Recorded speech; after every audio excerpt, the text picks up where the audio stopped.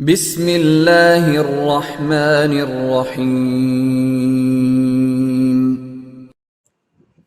السلام علیکم ورحمۃ اللہ وبرکاتہ۔ الحمد للہ وکفی وسلام علی عباده الذین اصطفی، اما بعد۔ حاضرین و ناظرین، یہ درس قرآن نمبر 363 ہے، اور آج سورۃ النساء کی صرف ایک آیت کی تلاوت و تشریح کی جائے گی، آیت نمبر 24۔ اعوذ باللہ من الشیطان الرجیم، بسم اللہ الرحمن الرحیم۔ والمحصنات من النساء إلا ما ملكت أيمانكم كتاب الله عليكم وأحل لكم ما وراء ذلكم أن تبتغوا بأموالكم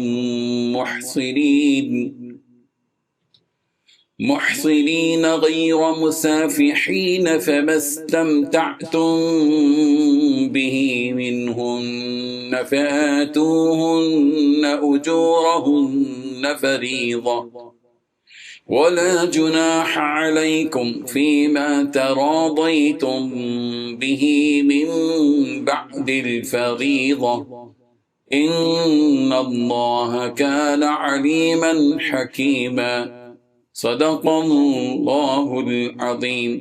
لفظی ترجمہ یوں ہے، والمحصنات، اور حرام ہیں شادی شدہ، من النساء، عورتیں بھی، الا مگر، ما ملکت، جن کے مالک ہوں، ایمانکم، تمہاری دائیں ہاتھ، کتاب اللہ، یہ لکھ دیا ہے اللہ نے، علیکم، تم پر، وہ حل، اور حلال کر دی گئی ہیں، لکم، تمہارے لیے، ما، جو وراء ذالکم، علاوہ ہیں ان کے، ان تبتغوا، بشرطے کہ تم تلاش کرو، باموالکم، اپنے مالوں کے بدلے، محسنین، نکاح میں لانے والے ہو، غیر مسافحین، نہ کہ بدکاری کرنے والے، فما استمتعتم، پھر جو فائدہ اٹھایا تم نے بھی اس کے بدلے بھی، ہنہ، ان سے، فآتوہن، تو تم دو انہیں، اجورہن، ان کے مہر مقرر شدہ، ولا جناح علیکم، اور نہیں ہے کوئی گناہ تم پر، فیما، اس کمی بیشی میں، کہ تراضیتم، تم باہم راضی ہو جاؤ بھی اس کے ساتھ، من بعد الفریضہ، مقرر کر لینے کے بعد، ان اللہ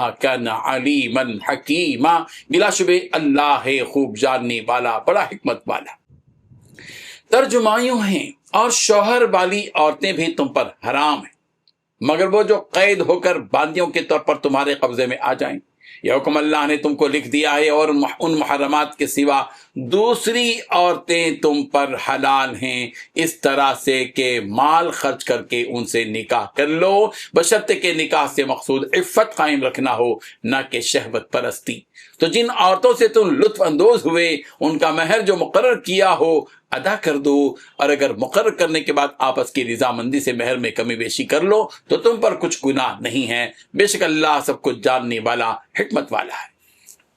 اس آیت میں 7 باتیں بتلائی گئی ہیں۔ پہلی بات، وہ عورتیں بھی تم پر حرام ہیں جو دوسرے شوہروں کے نکاح میں ہوں۔ دوسری بات، البتہ جو باندیاں تمہاری ملکیت میں آ جائیں وہ مستثنیٰ ہے۔ تیسری بات، اللہ تعالیٰ نے یہ احکام تم پر فرض کیے ہیں۔ چوتھی بات، مذکورہ 14 قسم کی عورتوں کے علاوہ باقی عورتیں تمہارے لیے حلال ہیں کہ ان پر تم اپنا مال یعنی مہر خرچ کر کے انہیں اپنے نکاح میں لانا چاہو تو لا سکتے ہو، بشرطے کہ تم ان سے باقاعدہ نکاح کا رشتہ قائم کر کے عفت حاصل کرو، صرف شہوت نکالنا مقصود نہ ہو۔ پانچویں بات، جن عورتوں سے نکاح کر کے تم نے لطف اٹھایا ہو ان کو ان کا وہ مہر ادا کر دو جو مقرر کیا گیا ہو۔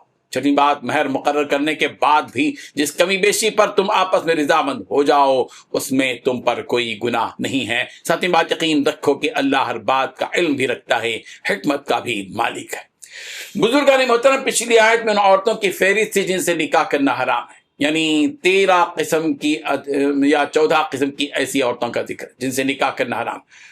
نہیں، 13 قسمیں تو پچھلی آیات میں بیان کی گئی، صرف ایک قسم کی عورت جس سے نکاح کرنا حرام ہے اس کا ذکر ان آیات میں نہیں تھا، اس آیت کے آغاز میں اس کا ذکر کیا گیا، والمحصنات من النساء، یعنی وہ عورتیں بھی حرام ہیں جو دوسرے شوہروں کے نکاح میں ہیں. ہم نے اس کی تشریح پچھلی آیت ہی میں کر دی تاکہ وہ حرامات کا بیان مکمل ہو جائے. الا ما ملکت سے وہ عورتیں مراد جو دارالحرب سے قید کر کے لائی گئی ہوں اور ان کے شوہر وہیں دارالحرب میں رہ گئے ہوں، جو باندیاں جہاد کے دوران گرفتار کر کے دارالاسلام لائی جاتی تھیں اور ان کے شوہر دارالحرب ہی میں رہ جاتے تھے، ان کا نکاح ان شوہروں سے ختم ہو جاتا تھا. لہذا جب وہ دارالاسلام میں آنے کے بعد ایک حیض کی مدت پوری کر لیتی اور ان کو پچھلے شوہر سے حمل نہ ہوتا تو ان کا نکاح دارالاسلام کے کسی مسلمان سے جائز تھا. مگر یہ حکم انہی باندیوں کا ہے جو شرعی طور پر باندی بنائی گئی ہوں. آج کل ایسی کنیزوں یا باندیوں کا کوئی وجود ہی نہیں ہے. اللہ تعالیٰ نے نکاح کے کرنے اور نہ کرنے سے متعلق جو احکام نازل کیے ہیں یہ وہ احکام ہیں جن پر عمل کرنا ہر مسلمان پر فرض ہے. ان احکامات سے منہ موڑنا سراسر نافرمانی ہے. وہ احل لکم ما وراء ذالکم کے ذریعے اب وضاحت کے ساتھ کی اجازت دی گئی کہ ان عورتوں کے علاوہ جن سے نکاح کرنا حرام ہے دوسری عورتوں سے نکاح حلال کر دیا گیا ہے. اب تمہیں اجازت ہے کہ ان کے علاوہ دوسری عورتوں سے اس شرط کے ساتھ نکاح کر سکتے ہو کہ تم ان پر اپنا مال خرچ کرو، یعنی ان کا مہر ادا کرو. اور یہ بات بھی یاد رکھو کہ نکاح کا مقصد صرف شہوت نکالنا نہیں ہے. محسنین غیر مصافحین کے ذریعے امت میں یہ مزاج پیدا کیا جا رہا ہے کہ مالوں کے ذریعے جو عورتیں تلاش کی جائیں اس سے عفت و عصمت کو باقی رکھنا اور پاک دامن رہنا مقصود ہو، صرف شہوت رانی پیش نظر نہ ہو. ایک مومن کے نکاح کا مقصد یہ ہونا چاہیے کہ اس نکاح کے ذریعے نسلیں بڑھیں اور نفس اور نظر کی حفاظت ہو اور عفت و عصمت کے ساتھ زندگی گزار سکیں. زیناکاری میں بھی اگرچہ مال خرچ ہوتا ہے لیکن اس میں صرف شہوت رانی مقصود ہوتی ہے جس میں عفت و عصمت کی چادر چاک کر دی جاتی ہے اور اس میں اولاد کی طرف کا کوئی جذبہ بھی نہیں ہوتا. اور اگر اس سے اولاد ہو بھی جاتی ہے تو وہ حرامی اولاد ہو جاتی ہے جس کو عزت کا کوئی مقام نہیں دیا جا سکتا. اس لیے اسلام نے زنا کو حرام قرار دیا اور نکاح کو آدھا ایمان قرار دیا. رب ذوالجلال نے آیات کو سمجھنے کی توفیق عطا فرمائے. آمین. وآخر دعوانا ان الحمدللہ رب العالمین. ڈیلی درس قرآن کو سبسکرائب کیجئے، اپنے تاثرات اور مشورے ارسال کیجئے اور متعلقین کے گروپ بنا کر انہیں روزانہ درس قرآن بھیجیں اور اجر ثواب پائیں.